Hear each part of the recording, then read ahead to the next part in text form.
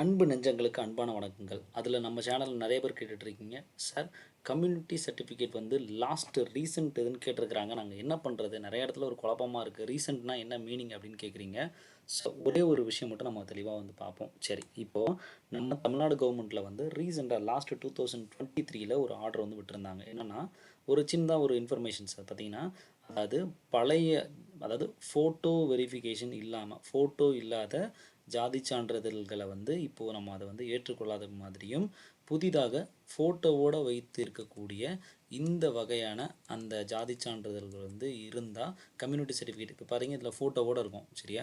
இந்த மாதிரி ஃபோட்டோவோடு இருந்துச்சுன்னா அது வந்து ஏற்றுக்கொள்ளப்படும் அப்படின்ற மாதிரி நிறைய இன்ஃபர்மேஷன்ஸ் வந்து கொடுத்துட்டு இருந்தாங்க.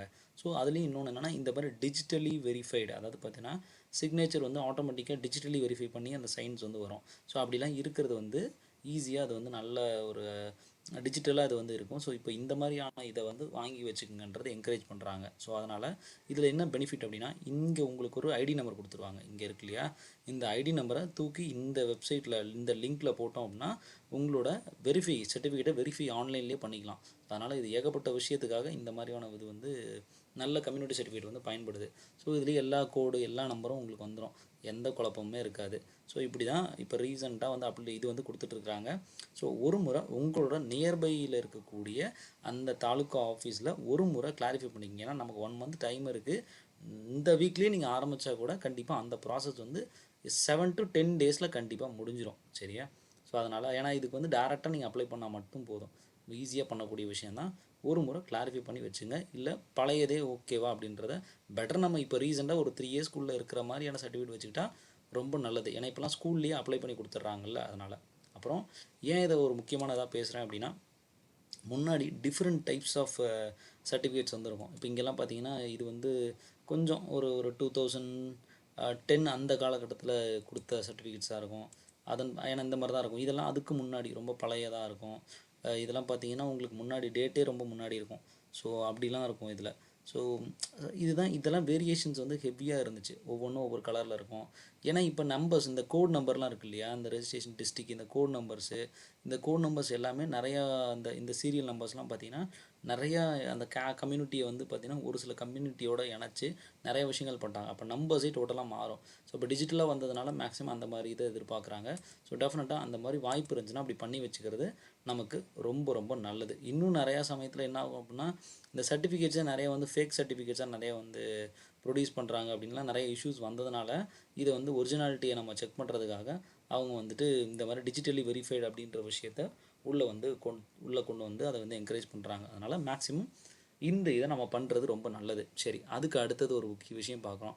சரி சார், நான் ஆல் இண்டியா கோட்டாக்கு அப்ளை பண்ண போகிறேன், அப்போ எனக்கு இந்த பிசி சர்டிஃபிகேட்டை போதுமான்னு கேட்டால் டெஃபினட்டாக போதாது. ஆல் இண்டியா கோட்டாவில் அப்ளை பண்ண போகிறீங்க அப்படின்னா டெஃபினட்டாக நீங்கள் ஓபிசி சர்டிஃபிகேட்டை வந்து நீங்கள் கண்டிப்பாக பண்ணி வைக்கணும். ஓபிசி சர்டிஃபிகேட்டில் அதுலேயும் 3 க்ரைட்டீரியா இருக்குது. க்ரீமி லேயரில், அதாவது க்ரீமி லேயர் அப்படின்றது என்ன அப்படின்னா, அதாவது க்ரீமி லேயர், அதாவது நீங்கள் சர்டிஃபிகேட் வாங்குறது எப்படின்னா, உன்னுடைய அப்பா வந்து அதாவது உன்னோட ஃபேமிலி வந்து க்ரீமி லேயரில் கிடையாது, நான் க்ரீமி லேயரில் தான் இருக்குது அப்படின்றதுக்கான ஆதாரத்தை அதில் வந்து கொடுத்துருப்பாங்க. அதாவது இங்கே பார்த்தீங்கன்னா, this is to certify that he or she does not belong to person or section creamy layer mentioned in column 3 of the schedule to the government of India. இந்த லிஸ்ட்டில் நான் வந்து கிடையாது அப்படின்றத அவங்க வந்து என்ஷூர் பண்ணி உங்களுக்கு அந்த சர்டிஃபிகேட் தருவாங்க. அப்படி என்ன சார் இந்த க்ரீமி லேயர் அப்படின்னு கேட்டிங்கன்னா, ஒன்றும் இல்லைங்க. அதாவது இந்த ஓபிசி சர்டிஃபிகேட் கொடுக்கறதுக்கு அவங்க பார்க்கக்கூடியது 3 விஷயம். அதாவது பார்த்தீங்கன்னா, முதன்மையானது உன்னுடைய அப்பாவுடைய இன்கம் சர்டிஃபிகேட்டை ஃபஸ்ட்டு நீங்கள் வந்து வாங்கணும். உங்கள் பேரண்ட்டு, உங்கள் அண்ணன் யாராவது ஜாப்ஸில் இருக்கிறாங்க, ஒரே கூட்டு ஃபேமிலி, அவங்க தனி ஃபேமிலியாக போயிட்டாங்கன்னா பிரச்சனை இல்லை. உங்கள் ஃபேமிலியோட இன்கம் சர்டிஃபிகேட் அதை ஃபஸ்ட்டு வாங்கிக்கோங்க. இந்த இன்கம் சர்டிஃபிகேட்டில் 3 விஷயம் பார்ப்பாங்க. ஒன்று சேலரி, அதாவது சேலரி என்பது மாத வருமானன்றதை விட நம்மளுடைய சம்பளம், அதான் சேலரி. 2வது அக்ரிகல்ச்சர் இன்கம். 3வது நம்மளுடைய அடிஷ்னல் பிஸ்னஸ் இன்கம். அதாவது ஃபஸ்ட்டு ஊதியம், அந்த சேலரி சம்பளம் இருக்கு இல்லையா, சம்பளம் நீ 10 லட்சம் வாங்கிக்கோ, 15 லட்சம் சம்பளம் வாங்கிக்கோ, 1000 ரூபா வாங்கு, 10,000 ரூபா வாங்க, அதில் எந்த பிரச்சனையுமே கிடையாது சரியா. அக்ரிகல்ச்சரல் இன்கம் உன்னோட தோட்டம் வச்சுருக்க தோட்டத்தில் ஒரு 20 லட்சம் வருது உனக்கு வருஷம், அல்லது 15 லட்சம் வருது, இல்லை 3 லட்சம் வருது, 2 லட்சம் வருது, எத்தனை வேணால் வாங்கிக்கோ, ரைட், அதுவுமே பிரச்சனை கிடையாது. இந்த தேர்டு கேட்டகரியில் பிஸ்னஸ் சொன்னோம் இல்லையா, ஒரு சில பேரண்ட் வந்து பார்த்திங்கன்னா ஏதாவது பிஸ்னஸ் வந்து ரன் பண்ணுவாங்க, அவங்களே வந்து ஏதாவது ஒரு லா ஃபிர்ம் நடத்துவாங்க, அவங்க ஒரு ஹாஸ்பிட்டல்ஸ் வச்சுருக்கலாம் அப்பா, அல்லது அப்பா வந்து பார்த்திங்கன்னா தனியாக வந்துட்டு அவரே வந்து ஒரு சில எக்ஸாம்பிள் என்ன ஒரு சில லெபார்ட்ரிஸ் வந்து வச்சு ரன் பண்ணலாம், ஒரு சில ஏதாவது ஏஜென்சிஸ் மாதிரி ரன் பண்ணலாம், அல்லது மருந்து கடைகள் ரன் பண்ணலாம், மெடிக்கல் ஷாப்ஸ் வச்சுருக்கலாம். இப்படி தன்னைத்தானே ஓனாக ஒரு பிஸ்னஸ் பண்ணுறாரு. அப்படி பிஸ்னஸ் பண்ணுறப்போ அவர் அங்கே அவருடைய பேன், அதாவது இன்கம் டேக்ஸ் சர்டிஃபிகேட் வந்து ப்ரொவைட் பண்ணுற மாதிரி இருக்கும். அதில் மேக்ஸிமம் பார்த்திங்கன்னா அவரோட ஆனுவல் இன்கம் 8 lakhsக்கு மேலே, அந்த பிஸ்னஸில் வரக்கூடிய இன்கம் 8 lakhsக்கு மேலே போனால் மட்டும்தான் உங்களுக்கு இந்த க்ரீமி லேயர்ன்றது உங்களுக்கு, அதாவது நான் க்ரீமி லேயர் வராது, க்ரீமி லேயரில் வருவீங்க. ஸோ அதனால் நார்மலாக உள்ளவங்க ஃபஸ்ட்டு என் அப்பா வந்து கவர்மெண்ட்டில் இருக்கார், அங்கே இருக்காருங்கலாம் பயப்படாதீங்க. கவர்மெண்ட்னா கிளாஸ் ஏ, அப்பா டாக்டராக இருந்தாலோ, class A group A officer கலெக்டராக இருந்தாலோ, அப்பா வந்து ஒரு தாசில்தார் இருந்தாலோ, அப்பா ஒரு ஆர்ஐயாக இருந்தாலோ, இந்த மாதிரி கிளாஸ் ஏ போஸ்ட்டில் இருந்தால் தான் உங்களுக்கு வந்து பிரச்சனை. ஒரு சென்ட்ரல் கவர்மெண்ட்டில் ஒர்க் பண்ணுறாரு அப்படின்னா தான் உங்களுக்கு ஓபிசி சர்டிஃபிகேட் வராது. அதனால் இந்த இதில் என்னோடய அப்பா சாதாரண வேலை தான் பார்க்குறாரு, அவரோட இன்கம் வந்து நார்மலாக அவர் வந்து மாதம் ஒரு 1 லட்சம் வாங்குறாருங்க, சம்பளம் தான் வாங்குறாரு, அவருக்கு வேறு பிஸ்னஸ்லாம் கிடையாதுன்னா தைரியமாக உங்களுக்கு என்ன இன்கம் இருக்கோ தைரியமாக கொடுங்க. இதுதான் ரூல். ஃபஸ்ட்டு பயப்படாதீங்க.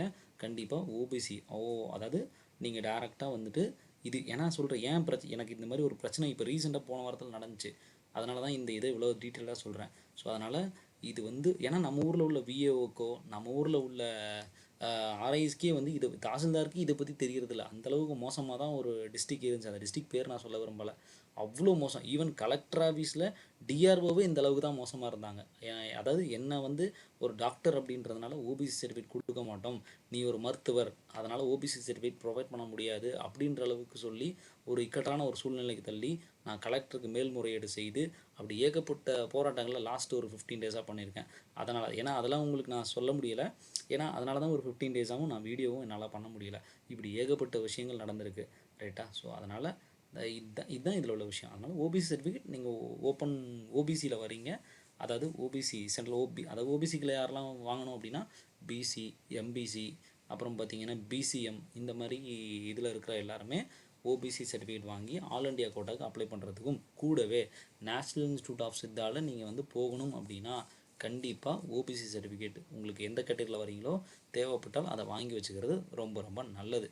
அண்ட் நேட்ரிக்கில் ஃப்யூச்சர் அப்டேட்ஸ், எனக்கு நம்ம சேனல் பொறுத்தவரை உங்களுக்கு டாப் டு பாட்டம் ஃப்யூச்சர் அப்டேட்ஸை கொடுக்கக்கூடிய ஒரு முக்கியமான சேனலாக இருக்குது. இப்போ ரீசெண்டாக ஹானரபிள் டிஒய் சந்திரசூட் அவர்கள், அதாவது chief justice of supreme court, ஒரு ஆர்டர் வந்து ரிலீஸ் பண்ணியிருக்காங்க. அதில் என்ன அப்படின்னா ஒரு 4 கோர்ட் பெஞ்ச், அது அந்த பெஞ்சில் வந்து எஸ்சி எஸ்டி கோட்டாவில் இருக்கக்கூடிய நபர்களுக்கு க்ரீமி லேயர், நான் க்ரீமி லேயர்னு அப்படின்னு சொல்லக்கூடிய ஒரு விஷயத்தை டிஃபைன் பண்ணணும். இது வரைக்கும் அவங்களுக்கு எஸ்சிஎஸ்டின்னு இருந்தாலே போதும் அப்படின்ற மாதிரி இருந்துச்சு. இப்போது அதையும் நம்ம க்ரீமி லேயர், நான் க்ரீமி லேயர் அப்படின்றத பிரிக்கணும் அப்படின்ற ஒரு அடிஷ்னல் இன்ஃபர்மேஷனையும் அவர்கள் வந்து முன்வச்சிருக்கிறாங்க.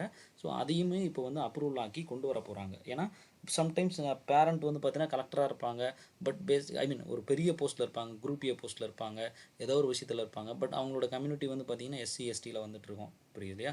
ஸோ இப்போ அதனால் அவங்க வந்து சமுதாயத்தில் மேம்பட்டவர்கள் அப்படி ஒரு சில விஷயங்கள் நிறைய பேசப்படுது, நமக்கு அந்த இதில் வேண்டாம். ஸோ இப்படி ஒரு இன்ஃபர்மேஷனும் இருக்குது. ஸோ இது அடுத்த வருஷத்தில் எப்படி மாறுதோ அப்படின்றத கண்டிப்பாக நான் அப்டேட் பண்ணுறேன், சரியா. ஸோ அதனால் கீப் ஆன் அப்டேட்டிங். நிறைய டவுட்ஸ் கேளுங்க, உங்களுக்கான இன்ஃபர்மேஷன்ஸை கண்டிப்பாக என்னோடய ஃப்ரீ டைமில் கண்டிப்பாக ஷேர் பண்ண தயாராக இருக்கேன். மேக்ஸிமம் இந்த மாதிரி டிஜிட்டல் சர்டிஃபிகேட் முடிஞ்சதுன்னா வாங்கி வச்சுக்கிறது ரொம்ப ரொம்ப நல்லது. ஸோ மேபி இது தான் ரீசெண்ட் சர்டிஃபிகேட்ஸ் அப்படின்னு சொல்கிறதுக்கான வாய்ப்பாக இருக்கும் அப்படின்றத மறந்துட வேண்டாம். ஏன்னா இந்த அப்ளிகேஷன்ஸுமே உங்களுக்கு ரீசெண்ட் டேஸில் வந்து கொடுக்கப்பட்டதாக தான் இருக்குது. அதனால் இதை மட்டும் ஃபாலோ பண்ணுங்கள்.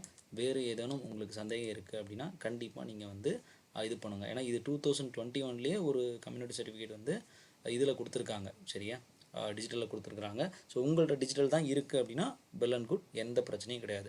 அப்புறம் இன்னொரு முக்கியமான விஷயம், இந்த ஓபிசி சர்டிஃபிகேட்டில் எப்போவுமே ஓபிசி சர்டிஃபிகேட்டில் கடைசி லைன் ஒன்று கொடுத்துருப்பாங்க. த சர்டிஃபிகேட் வேலிடிட்டி பீரியட் வந்து இந்த டேட்லேருந்து இந்த டேட், எல்லா வருஷமும் 31ஆம் தேதி 3ஆவது மாதம் எந்த வருஷத்தில் நீங்கள் முன்னாடி வாங்குறீங்களோ அடுத்த மாதம் மார்ச் 31 எப்போவுமே அது எக்ஸ்பயர் ஆகிடும். வருஷம் அது வாங்கி வைக்கணும். நீங்கள் வாங்கினது போன வருஷம் வாங்கியிருக்கீங்களா, இந்த வருஷம் வாங்கியிருக்கீங்களான்னு செக் பண்ணி பார்த்துக்குங்க. அப்படி இல்லை அப்படின்னா ஒரு முறை ரீஅப்ளை பண்ணி வாங்கி வச்சுக்கிறது ரொம்ப நல்லது. சரியா? அதனால் இப்போதைக்கு இதுதான் இந்த இன்ஃபர்மேஷன்ஸ். வேறு ஏதாவது சந்தேகம் இருந்தால் கண்டிப்பாக நம்ம சேனலில் சப்ஸ்கிரைப் பண்ணிக்கோங்க, ஃப்ரெண்ட்ஸ்க்கு ஷேர் பண்ணுங்கள். சேனல் டிஸ்கிரிப்ஷனில் வாட்ஸ்அப் சேனல் இருக்குது, லிங்க் இருக்குது, அதையும் ஜாயின் பண்ணிக்கோங்க. இன்ஸ்டாகிராம் சேனல் லிங்க்கில் ஸ்க்ரோலிங்கில் இருக்குது, அதையும் ஃபாலோ பண்ணிக்கோங்க. ரொம்ப ரொம்ப சந்தோஷம். Good night.